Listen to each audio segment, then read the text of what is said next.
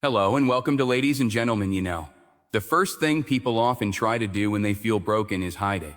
We throw on a smile, act like everything's fine, bury the pain deep down, and keep it moving. But here's the truth. You can't rebuild what you won't admit is broken. And I'm not talking about weakness. I'm talking about courage. The courage to look yourself in the mirror and say, I'm not okay right now. That honesty, that moment of raw, vulnerable truth, is where your rebuild begins.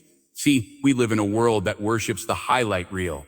Everyone's posting wins, achievements, vacations, relationships, success stories. And because of that, we start thinking we're the only ones falling apart.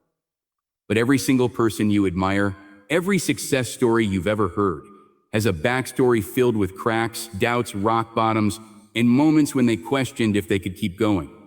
What separates them isn't perfection. It's persistence. They rebuilt when no one was clapping. When I was at my lowest, I didn't need someone to tell me to keep pretending. I didn't need fake positivity. What I needed was to sit in the mess for a second and feel it. Really feel it. Because pain demands attention. If you keep ignoring it, it'll find new ways to show up in your life through anger, insecurity, fear, even self-sabotage. But when you sit with it, not as your enemy, but as your teacher, something powerful starts to shift. That pain becomes a map. It starts pointing out what needs to heal, what needs to go, and what needs to be rebuilt. There's no shame in being broken. There's power in it, because it means you're human. It means you've lived, you've loved, you've risked something. And if you're still breathing, then you're still in the game. That means you've got another shot to rise from it. But the rise doesn't start with some massive leap.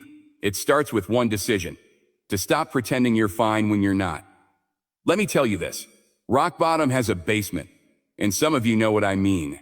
Yeah. Some of you have hit that place where you felt like you were past the point of return.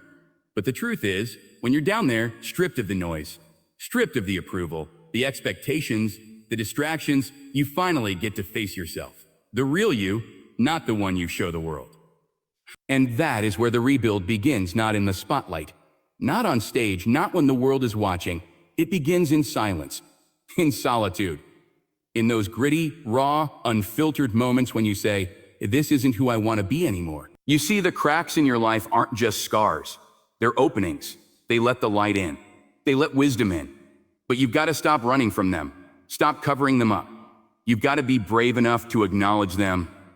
Because when you do that, when you finally stop pretending and start being real with yourself, you unlock something that no one can give you: your power. And I'm not talking about ego or pride. I'm talking about that deep, unshakable fire that's been buried under fear and failure. The kind of fire that doesn't need applause, it doesn't need recognition. It just is, and it's been there all along, waiting for you to stop hiding and start rebuilding. This is where it begins. Right here, right now. Now, once you've faced the truth, once you've had that moment of honesty with yourself, here's the next part, and it's just as tough. You've got to let go of the old version of you. That version might feel familiar, even comfortable, but it was never built to take you where you're meant to go. The version of you that settled, the one that played small, the one that lived for approval, lived in fear, lived with excuses. That version, it's done. It had its chapter. But this one requires a different you. We hold on so tightly to our old identity because we confuse it with our worth. This is what you said you wanted, remember? It's not about fake positivity. It's about honest resilience. It's about saying, yeah, I'm tired, but I've got more in me. Or, yeah, I failed, but that doesn't mean I'm a failure. You stop seeing pain as punishment and start seeing it as preparation. It isn't a sign to stop. It's a sign you're getting stronger. Just like the gym, resistance is what builds you. Emotional control is part of this too. Because rebuilding yourself means you can't let every emotion dictate your day. But you don't let it drive the car. You keep showing up. You keep moving forward, even when it's uncomfortable. Especially then. That's how you gain control, not by avoiding the emotions, but by choosing your response to them. Tough, but they don't want to go through the fire that creates toughness. They want peace, but they won't create the boundaries or do the inner work to protect their peace. Not just look like you've got it together, but actually be solid. You have to earn that strength. You have to put in the reps, day in, day out. And that starts with one decision: to no longer be a prisoner of your old mindset. Because the strongest version of you isn't just physically tough or emotionally untouchable. It's someone who knows how to control their focus, discipline their mind, and keep showing up no matter what storm comes their way. This is how you stop breaking down and start breaking through. You can be doing everything right. You're showing up, you're focused, you're rebuilding piece by piece. But if the people and energy around you are toxic, unmotivated, or pulling you backwards, it's like trying to climb a mountain with someone tied to your ankle, dragging you down.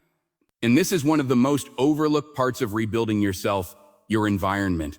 Because growth doesn't happen in isolation, it happens in the atmosphere you create and allow around you. Sometimes the reason you're not evolving isn't because you're not trying hard enough.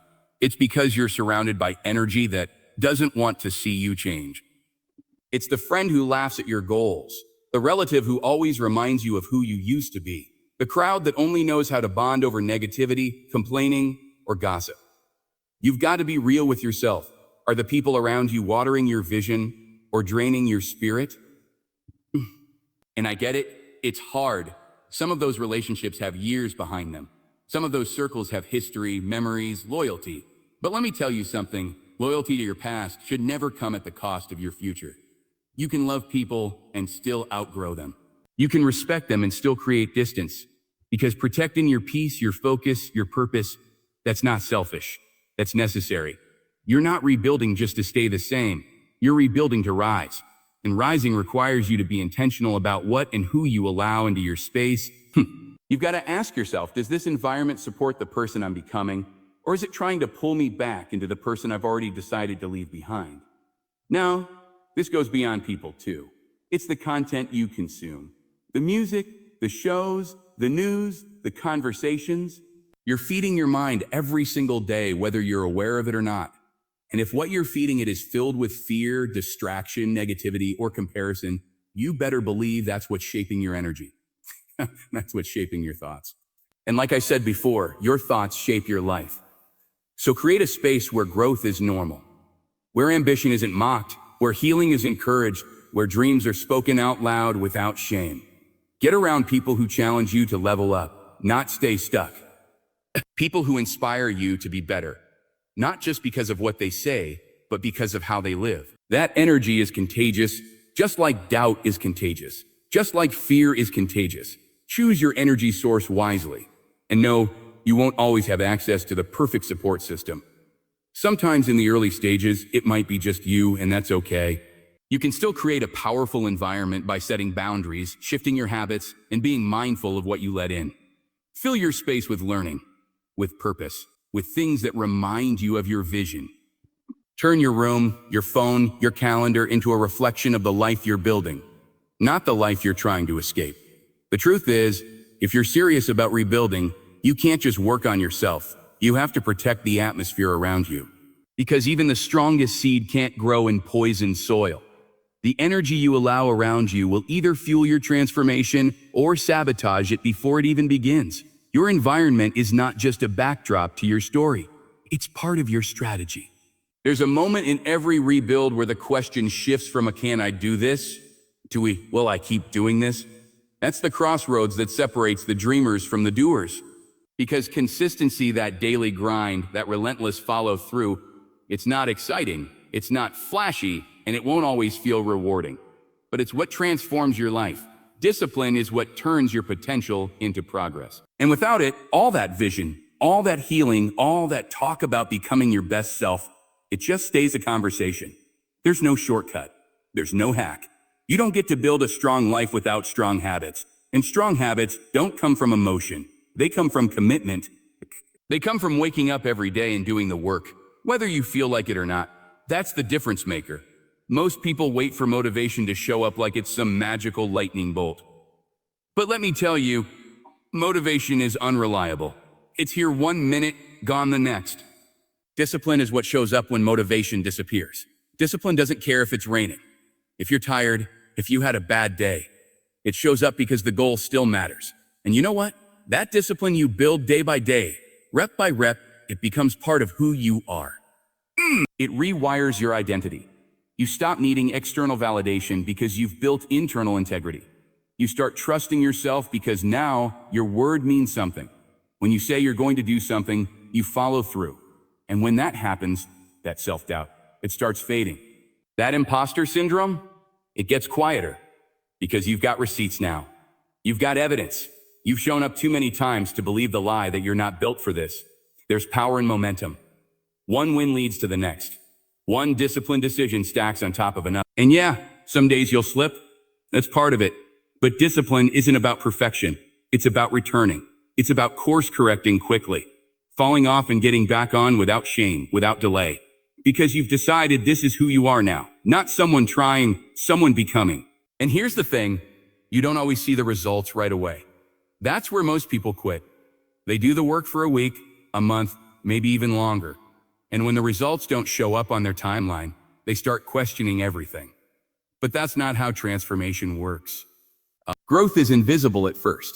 It's in the little decisions, the shifts in thinking, the internal victories no one claps for. And if you can keep going when it feels like nothing's changing, that's when everything starts to change. Discipline isn't just about work ethic. It's about self-respect. It's about showing yourself that you are worth the effort, that your future is worth protecting, that your goals aren't negotiable. You stop breaking promises to yourself. You stop making excuses. You stop blaming circumstances, and you start owning your story, every single page of it.